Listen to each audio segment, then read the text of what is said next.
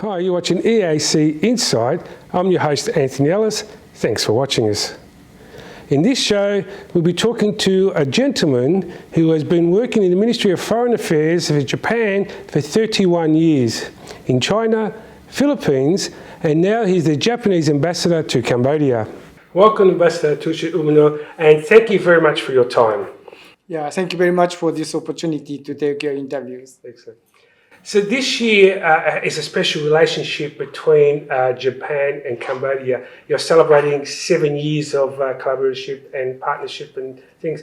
How important is it to Japan and Cambodia? Yeah, in the 70 years since Japan and Cambodia established diplomatic relations in 1953, there have been ups and downs for both countries and for Japan-Cambodia relations. Both Japan and Cambodia have overcome many difficulties to achieve today's peace and prosperity. And the Japan-Cambodia relationship, which is stronger now than it has ever been, is now designated a comprehensive strategic partnership. Looking back over the 17 years since diplomatic relations were established, we can see that relations between the two countries generally developed steadily, and the people-to-people exchange flourished until the end of the 1960s. However, during the 1970s and the period of civil war thereafter, bilateral cooperation lost momentum. Since the end of the 1980s, however, Japan has been actively involved in the movement for establishing peace in Cambodia. After the UN Transitional Authority in Cambodia, UNTAC, was established in 1992, Japan deployed self-defense forces for the first time to support the UN peacekeeping operations and has been supporting peace building and the promotion of national reconciliation in Cambodia ever since. In addition to this, we have contributed to Cambodia's reconstruction and socio-economic development through Official Development Assistance, ODA, and have also assisted in the restoration of Cambodian culture through conservation and restoration work at the Angkor historical site. We have also assisted human resources development by accepting Cambodian students to Japan. The relationship between Japan and Cambodia has developed steadily in this way. But last year was a special year because Prime Minister Kishida and Prime Minister Hun Sen visited the other country twice. During these visits, 4 summit meetings were held, and an agreement was reached between the two leaders to upgrade the Japan-Cambodia relationship to a comprehensive strategic partnership in 2023, this year, to mark the 70th anniversary of the establishment of diplomatic relations. Today, economic activities and people-to-people exchange, which had temporarily stalled due to COVID-19, have resumed, and the two countries have strengthened their collaboration in dealing with various issues in regional and international communities. It has brought Japan-Cambodia relations to the best they have ever been. We hope to maintain this momentum and use this milestone year as the impetus to further advance our bilateral relations. We are preparing various activities and events to celebrate the 70th anniversary. For example, we officially revealed the anniversary logo, or this one, last November, and on 9th January this year, which is exactly 70 years after the establishment of the diplomatic relations, the two prime ministers and the two foreign ministers exchanged congratulatory messages. In February, the Japan-Cambodia Kizuna Festival was held in Phnom Penh, and the goodwill ambassadors of the two countries shared the stage to help make the festival a great success. During the year, Japan and Cambodia will hold a number of commemorative events that will be open to the public in both countries. Japan is preparing a Japanese speech contest in May and the Tanabata Festival in June, we are planning a further series of cultural events for the fall and beyond. And we hope that everyone will join us in celebrating this important 70-year anniversary milestone. Thank you. And for you, it must be a special privilege to be here during the 70th anniversary as the ambassador. Great, congratulations and well done. So what are the future plans to strengthen relations between Cambodia and Japan?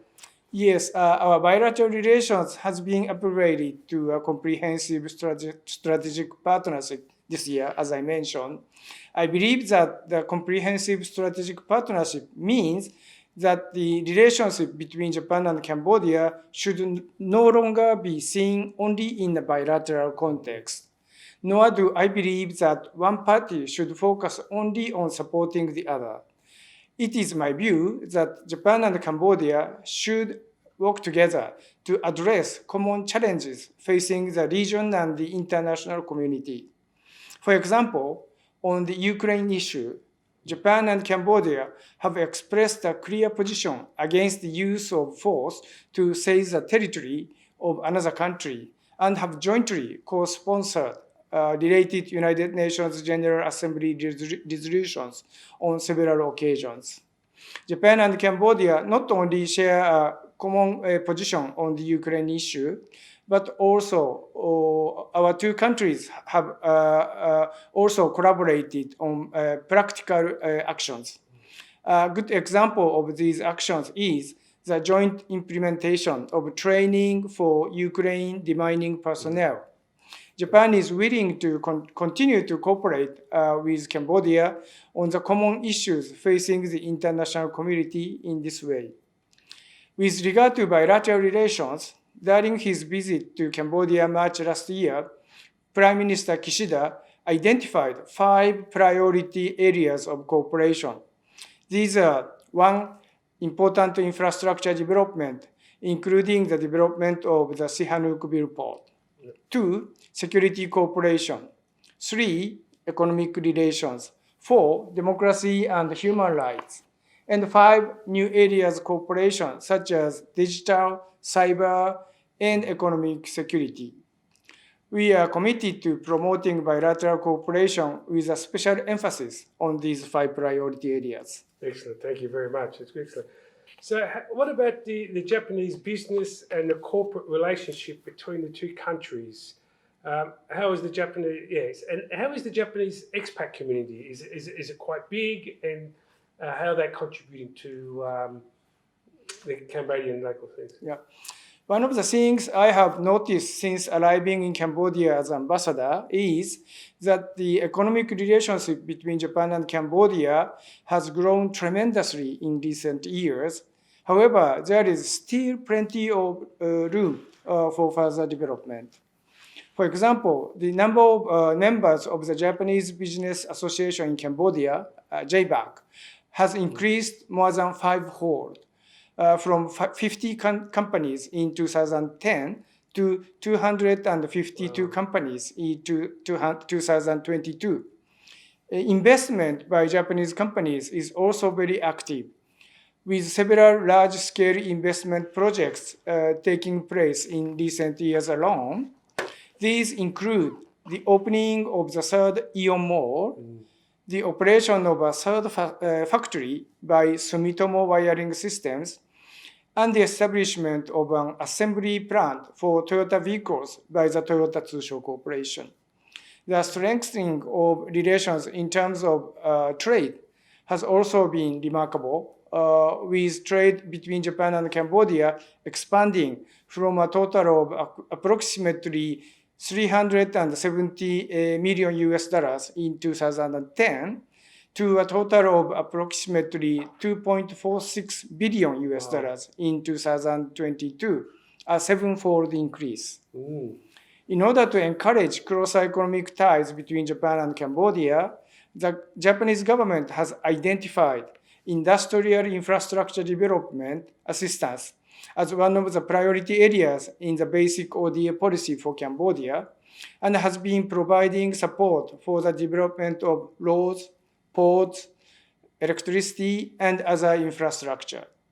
In addition to the geographical advantage it has due to its location at the center of the Mekong region, Cambodia has several benefits to offer Japanese companies that are considering investing in Cambodia.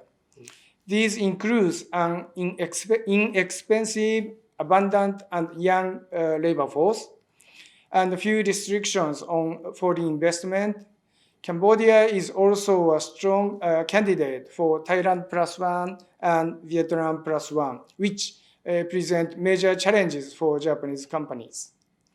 I understand that one of my most important duties as ambassador is to increase investment in Cambodia by Japanese companies and to further stimulate economic relations between the two countries. The number of Japanese residents in Cambodia has increased nearly fourfold from 889 in 2010 to 3,363 in 2022. This is especially true in Phnom Penh, where Japanese schools, AEON shopping malls, Japanese affiliated medical institutions, and the other infrastructure necessary for daily life that Japanese people value are all in place. I would like to promote the attractiveness of Cambodia to Japanese people in this respect as well. It's a big growth in the last 12 years, sevenfold. I mean, you have to give your hats up to the Japanese to realise the potential that Cambodia has, and then to put up to sevenfold and $2 billion. That's fantastic. That's great. So how can Cambodia entice more businesses from Japan to come and invest here? As I said, Cambodia is located in the center of Mekong region, and this means from the perspective of the entire Mekong economic region, it has very favorable geographical conditions. Other advantages that Cambodia has are its abundant and young labor force and its relatively low wage levels. Against the backdrop of the US-China conflict and the supply disruption caused by the COVID-19, efforts to diversify the supply chain throughout Asia are gaining momentum. And Cambodia, with the favorable conditions mentioned above, is a very attractive candidate for Thailand +1 and Vietnam +1. The problem is that these Cambodian attractiveness are still not widely known in Japan. As I mentioned earlier, expanding investment in Cambodia by Japanese companies is one of my most important missions as ambassador. And I would like to actively promote Cambodia's attractions to the Japanese business community. I also have high expectations that Cambodia will be very proactive in its efforts this area too. I would like to make two specific points about what is needed to attract further investment from Japanese companies. Firstly, it is important to ensure transparency regarding laws and systems and ensure the stability of policies relating to business and commerce. The most important factor that Japanese companies look for when investing is predictability. Whether there are likely to be sudden enactments or changes in the interruption of laws, or whether systems and laws are being administered fairly and equitably are very important factors in the making of investment decisions by Japanese companies. The second point is to develop high-quality human resources for the industrial sector.